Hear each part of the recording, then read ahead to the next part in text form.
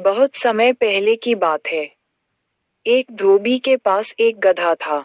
धोबी दिन भर गधे से कड़ी मेहनत करवाता और रात को उसे खुला छोड़ देता।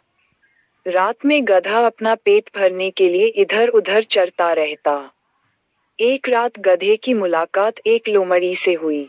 दोनों दोस्त बन गए। लोमड़ी ने गधे से कहा, आओ, आज मैं तुम्हें एक अच्छी और रमणीय जगह दिखाती हूँ। वहाँ हमें भरपूर खाना मिलेगा। लोमड़ी गधे को एक खेत में ले गई।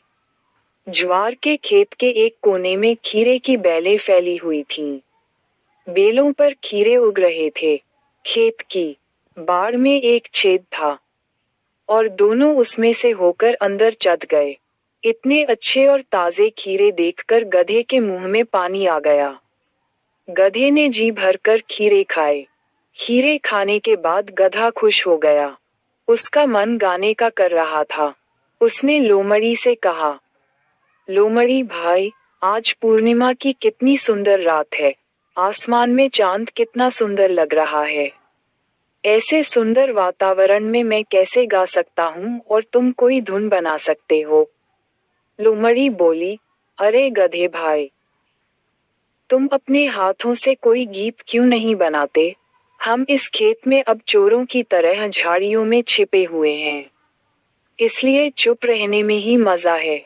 जैसे ही तुम गाओगे, तुम्हारी ऊंची आवाज सुनकर रखवाला जाग जाएगा और हमारी घंटी बज जाएगी।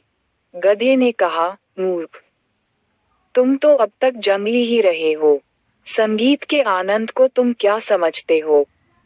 लोमड़ी ने गधे को न गाने के लिए मनाने की कोशिश की, लेकिन अब गधा जिद्दी हो गया था। उसने कहा, नहीं, मैं गाऊंगा। गधे के गाना शुरू करने से पहले ही चतुर लोमड़ी बोली, गधे भाई, तुम जरा रुको। मैं उस झोपड़ी के पास खड़ी हूँ और रखवाले की देखभाल कर रही हूँ।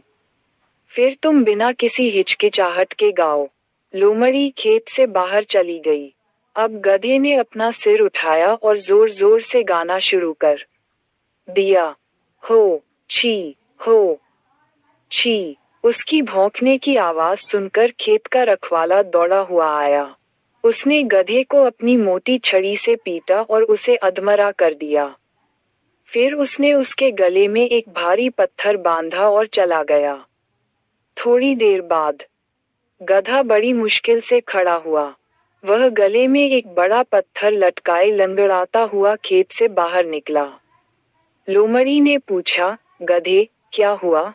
अब गधे ने क्या कहा? उसे अब समझ में आया कि अगर उसने लोमड़ी की बात मानकर गाना बंद कर दिया होता, तो यह नौबत ही नहीं आती। सारांश, कोई भी काम करने से पहले उसके परिणामों के बारे में सोचें और दी गई सलाह का उद्देश्य समझें।